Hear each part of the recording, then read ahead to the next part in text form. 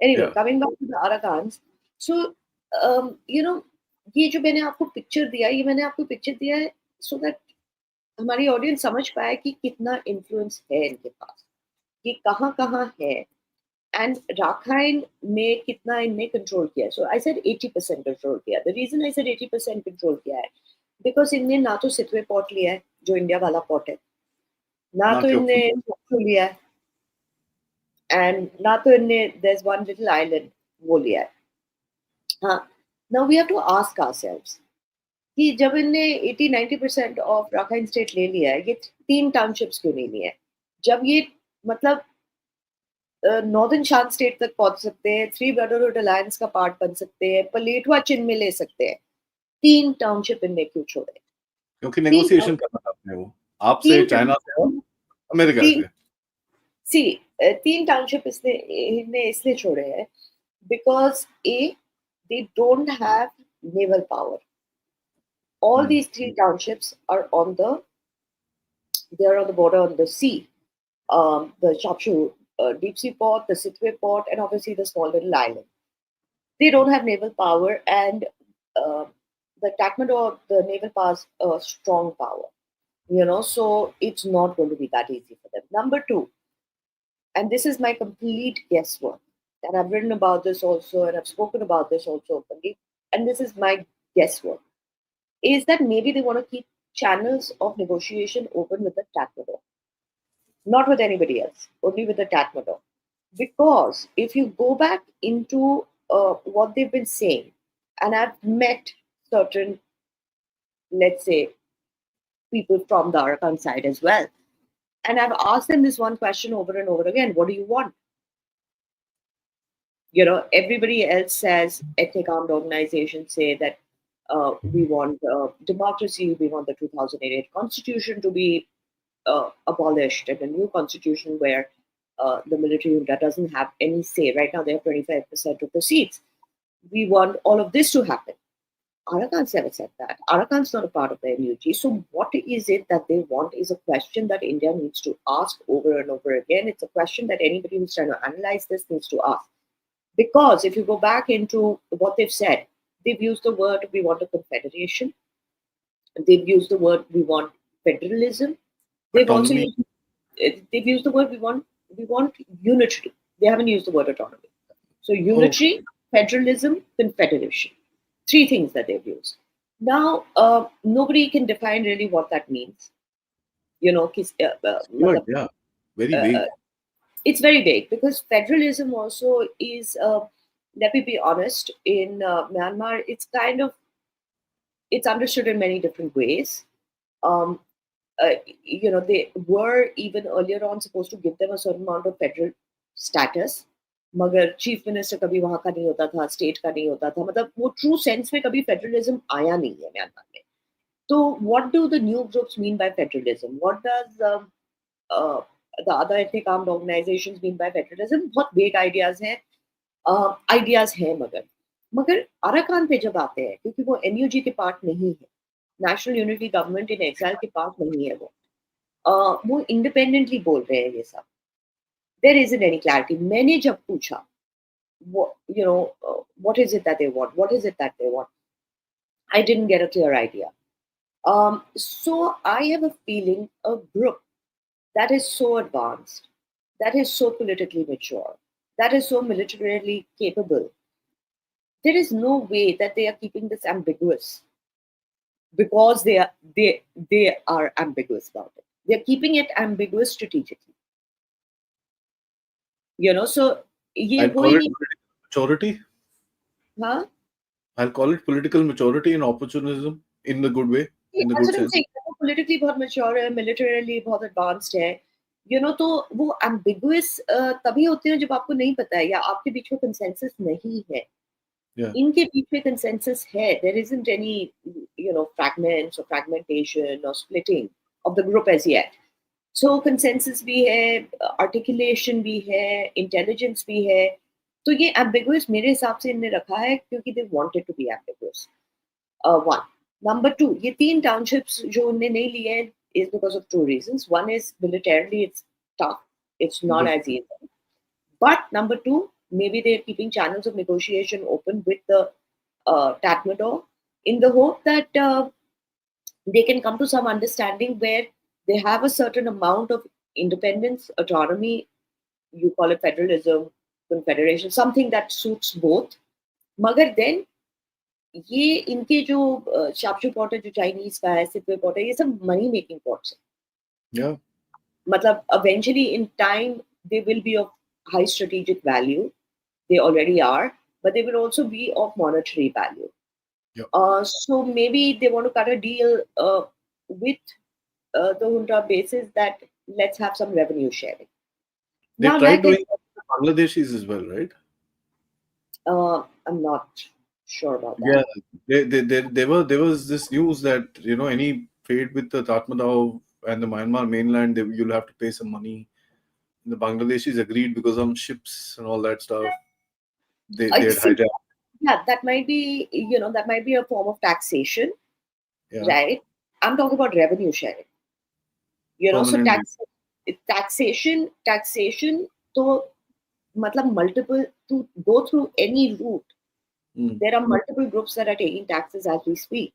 So any goods coming into India, going out of India now are 100 times what they used to be. क्योंकि इतने सारे taxes ले रहे हैं. Taxation, illegal taxation is one of the ways that military, ethnic armed organizations keep, their revenue sources alive. तो सब लेते हैं एंड आपको क्या पता कौन सा ग्रुप कहाँ है, सो एक ही हाईवे में मल्टीपल ग्रुप्स हो सकते हैं.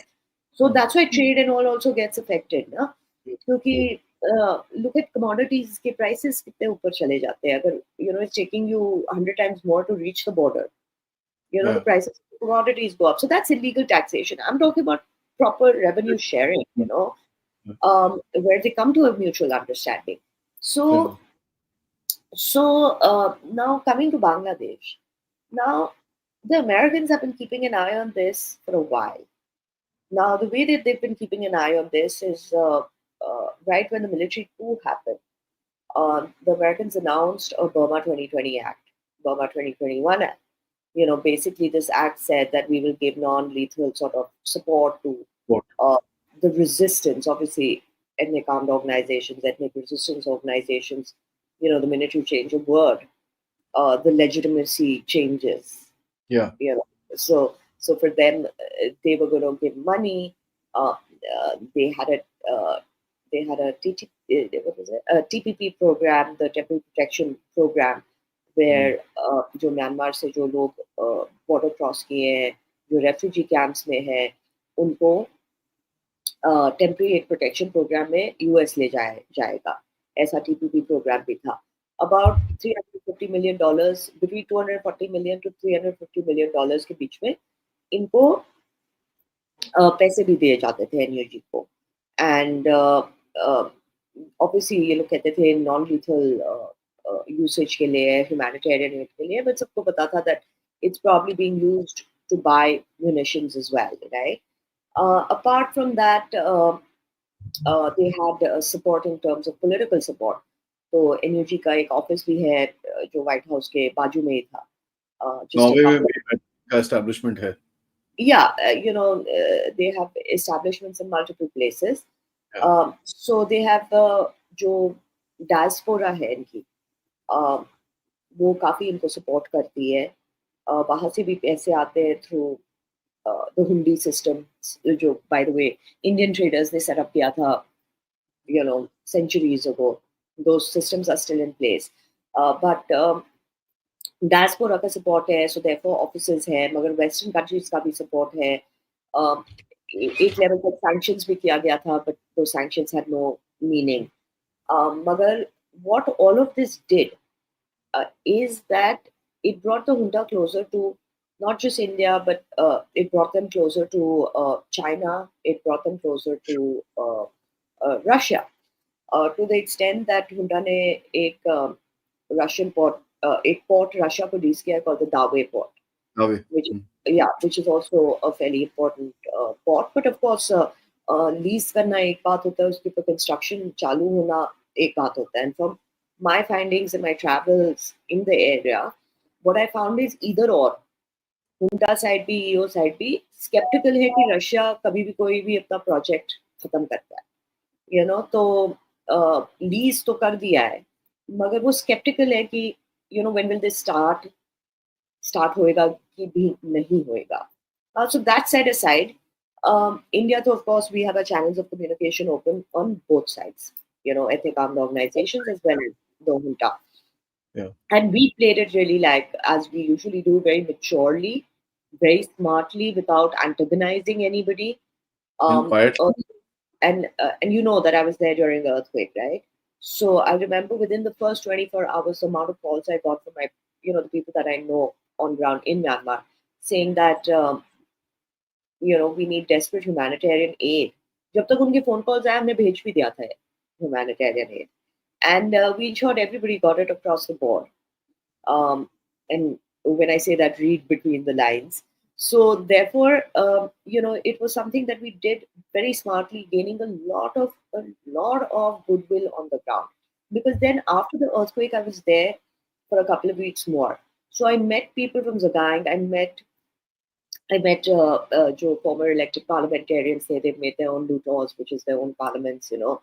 I met people like that, and also I met local civilians, ethnic armed organizations, people from the SAC, TAPADO.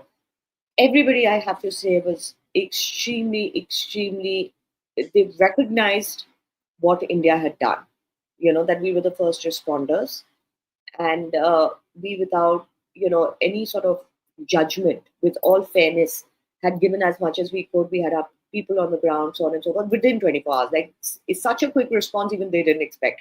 So anyway, that aside, you know, this became a problem.